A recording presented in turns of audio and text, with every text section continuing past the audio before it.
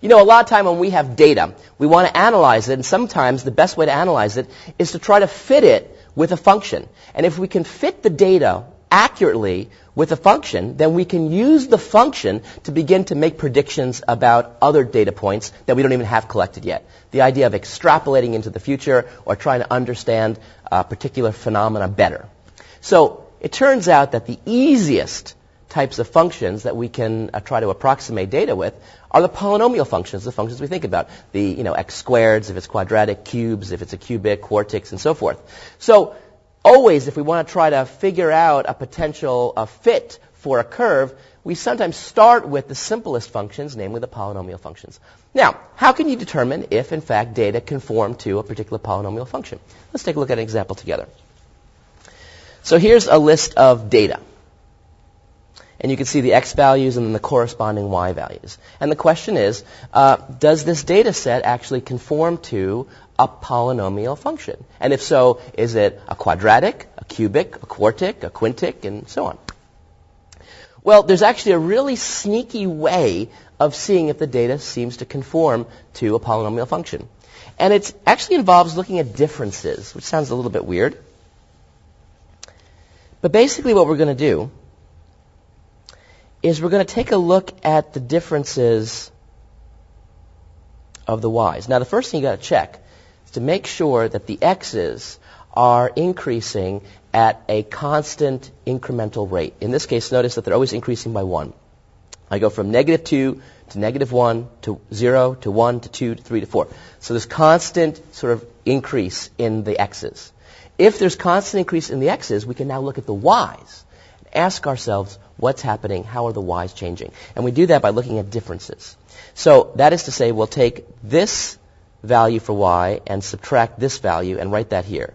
This minus this here, this minus this here, and so forth. If all these numbers are the same, if we have the same first differences, then in fact, the data seems to be conforming to a linear polynomial, like an ax plus b kind of thing. And it turns out that this pattern continues. So for example, if we have constant first differences, then in fact we see it might be linear. Second difference is it's quadratic. Third difference is cubic. Fourth difference is quartic, and so forth. So we just keep taking differences and see if at any point do the differences of differences actually agree across the board. If so, then that gives us a sense of what this might be looking at. So let's take a look at this example. Here we go. So let's compute the first differences and see if this, in fact, is linear. So we take negative 3.5 and we subtract off 4, so that's negative 7.5. Negative 4 minus 3.5, that's going to be negative 4 plus 3.5, which is negative 0.5. Already I can stop right here and say this is not going to be linear because I don't have constant first. See, these are different numbers. So you might say, well, why bother going on? Why don't we just stop and, well, because we'll look at the differences of the differences. That's the second differences. And if they agree, then I know it's actually quadratic. So in fact, getting this information is important. Negative 3.5 minus negative 4 is 0.5. 4 minus negative 3.5 is 4 plus 3.5, which is 7.5. 36.5 minus 4 is 32.5. And 124 minus 36.5, 87.5. Definitely not looking very linear to me because these aren't the same. So let's now move to second differences. That's looking at the differences of the differences. So negative 0.5 minus negative 7.5 is 7. 0.5 minus negative 0.5, well, that's actually 0.5 plus 0.5 is 1. 7.5 minus 0.5 is 7. This is 25. This is 55. Still not constant, therefore not quadratic. Let's take a look at a cubic possibility. Let's look at third differences. Differences of differences of differences. So 1 minus 7 is negative 6. 7 minus 1 is 6. 25 minus 7 is 18. 55 minus 25 is 30. Does it look like a cubic to you? Do these look constant? No. Let's keep up the battle. Fourth differences. 6 minus negative 6 is 12. 18 minus 6 is 12. Uh-oh.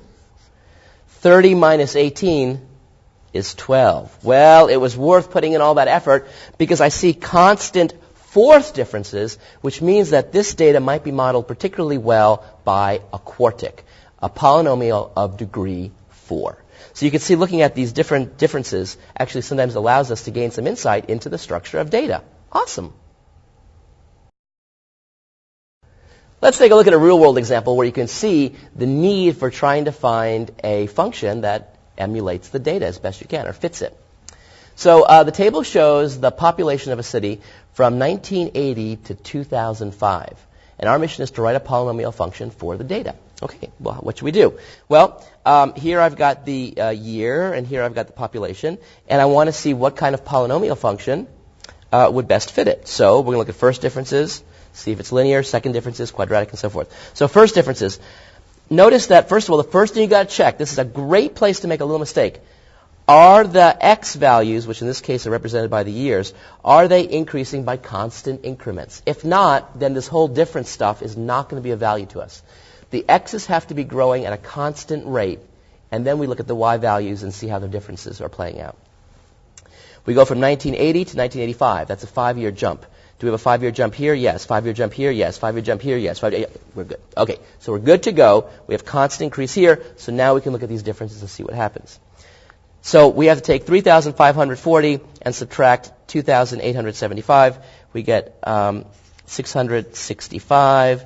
This difference, 385. This difference, 175. This minus that is 20. You can see that.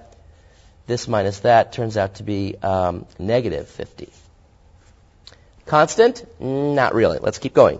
Second differences. So this minus that is going to be negative 280. This minus that, negative 210. Not too far off, actually. Not equal, but okay. 20 minus 175, negative 155. Negative 50 minus 20 is negative 70. Not looking so good. Let's try differences of differences of differences. So we take this minus that, that's 70. This minus that is 55. This minus that is 85. Kind of, but not ideal. Let's try it again. Although actually, if you look at it, the truth is these are pretty close. I mean, look how close these are here. For example, here you've got a range from negative 50 to 665. Here we've got a range of negative 70 to negative 280. And here I've got a range that's actually pretty tight, right? It just goes from, 55 to 85. In fact, now that I look at this is not going to be exactly fit perfectly by a polynomial. We just want to fit it as best as we can. The higher we go, of course, the more complexity it's going to be. We want to keep these as simple as possible. You know what? I'm going to stop here and say, these are close enough. I'm going to say third differences. They're basically close. Let's go with a cubic. So if we're going to go with a cubic, now we can actually do is use a graphing calculator to actually input this data set into two lists, L1, L2. And then when we have it into a table, we can actually use the notion of regression to actually find the coefficients of the polynomial that's going to be a cubic. And we can actually see what that polynomial is. So we don't have to do any work. The power of statistical ideas, and in particular the notion of regression, allows us to do that. And it's a fairly straightforward, although numerically involved, algorithm that graphing calculators, can do real easily. So we type all this into the graphing calculator, and we do regression on it, and what do we see? And by the way, let me just give you a little tip here. When we type this in, instead of typing in 1,980, we type in 0, like that's the starting year, and then we type 5 years later, 10, 15, 20, and 25. So the idea is we actually start with 0 instead of starting with a huge number like that. Otherwise, the polynomial will be really crazy. So we have to understand that the values that we plug into the function are going to be the number of years after 1980. Okay, armed with that, when you type in the data, check it out. There's the cubic polynomial, and you can see the coefficients, all those decimal numbers. They're sort of complicated, not obvious, but it turns out that when you do regression, those give you the coefficients for the best fit cubic for this particular data set. Pretty cool. We took the data, we actually made a guess as to how we're going to try to approximate it with a polynomial function, and then using regression, we can actually find that polynomial.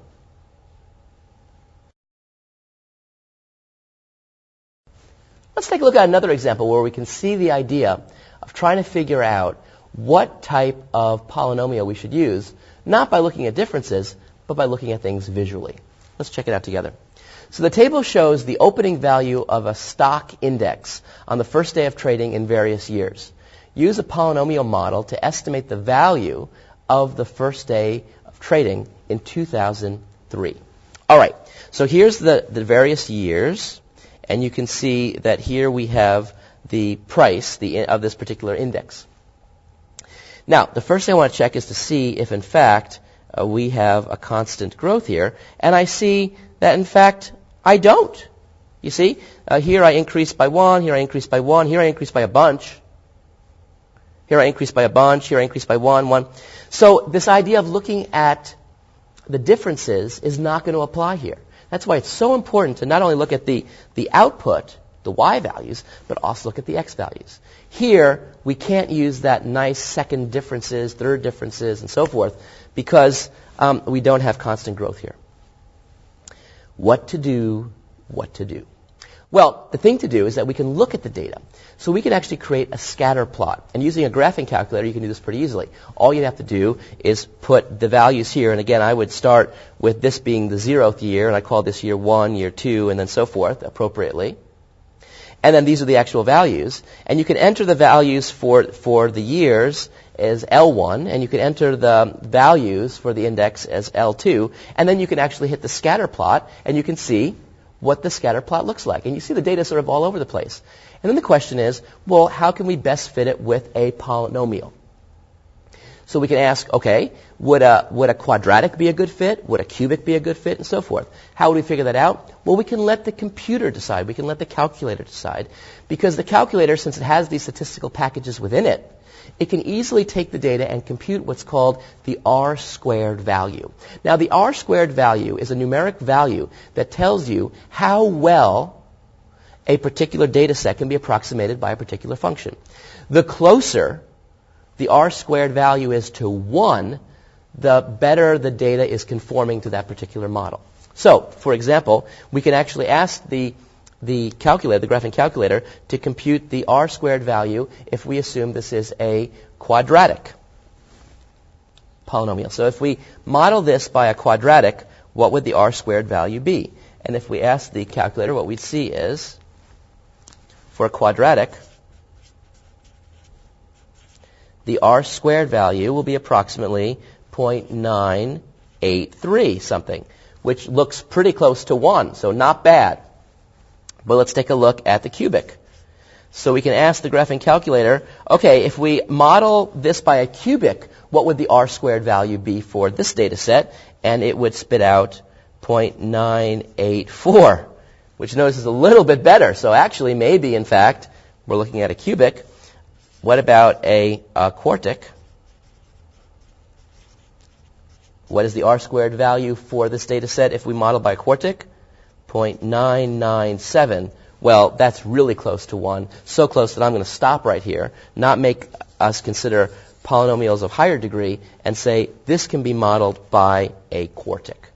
Now, I can then put in all this information. It's already there. The two lists are there. And we can ask the graphing calculator to perform the regression.